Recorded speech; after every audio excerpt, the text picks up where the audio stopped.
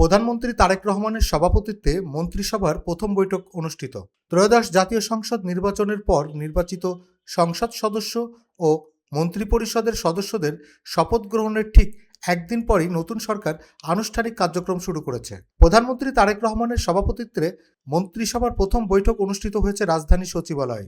নতুন সরকারের নীতিগত দিক নির্দেশনা, প্রশাসনিক অগ্রাধিকার এবং ভবিষ্যৎ পরিকল্পনা নির্ধারণে এই বৈঠককে গুরুত্বপূর্ণ হিসেবে দেখা হচ্ছে।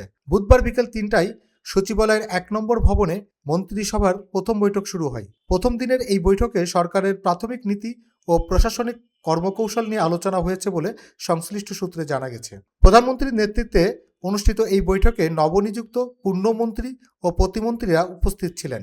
বিকেল 3টার আগ মুহূর্তে সবাই সচিবালয়ের 1 নম্বর ভবনে উপস্থিত হন এবং বৈঠক শুরু হয় নির্ধারিত সময়ে। Desk report, infinity Bangla.